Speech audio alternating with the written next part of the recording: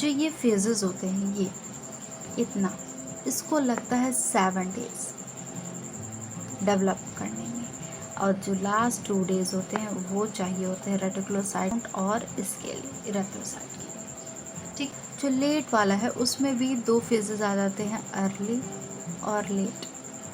It's like size की तरफ। Size बहुत ही सिंपल तरीके से मैं बताने जा रही हूँ आपको। साइज में हमेशा याद रखना है कि यहाँ से शुरुआत होगा और यहाँ पे जाके ख़त्म होगा, तो हमेशा क्या होगा, यहाँ पे आप देखोगे डिक्रीजिंग होगा, साइज डिक्रीज होते जाएगा, डिक्रीज।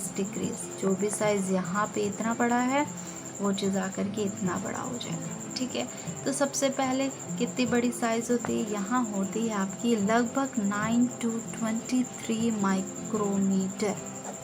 ठीक है, जो कि यहाँ जो नॉर्मल रेंज आपने पढ़ी होगी जाते 7.2 to 7.4 माइक्रोमीटर की, जो एक्चुअल आरबीसी की क्या होती है, साइज होती है। ठीक है, तो ये रेंज आपको याद होनी चाहिए और ये याद होनी चाहिए। माइक्रोमीटर जो ये वाली होती है 7 to 8 माइक्रोमीटर होती है, जो कि लेट वाले की बात करें 7 to 8 माइक्रोमीटर, फिर इन लोगों की ये रेंज होती है। ठीक है, सबसे हाईएस्ट कितनी होती है, हीमोसाइटोब्लास्ट जब स्टेम सेल में होता है तो 90 to 23 माइक्रोमीटर होते हैं, और जब एकदम फुल्ली डेवलप्ड हो जाता है तो उसकी साइज डिक्रीज होकर के कितनी हो जाती है, 7.2 to 7.4 माइक्रोमीटर की।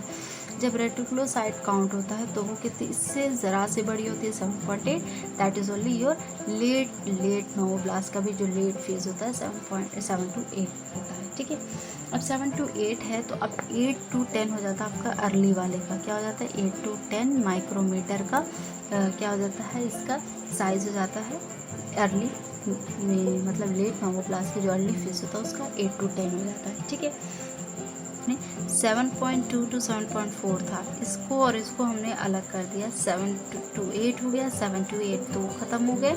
अब इससे आगे 8 था तो 8 to 10 हो गया। अब आती है बात इंटरमीडिएट की, तो देखिएगा ये हो जाती है हमारा 10 to 14, 10 to 14 micrometre plus that is your 14 to 16 normoblast. ठीक है, दैट इज़ माइक्रोमीटर का। तो अर्ली नोमोब्लास्ट की साइज हो जाएगी 14 to 16। ठीक है, अब बात आती है क्या, लास्ट बच गया क्या, अब आएगी 16, तो यहाँ पे 16 आप 16 to 20 भी कह सकते हैं, 15 to 20 भी कह सकते हैं। डन।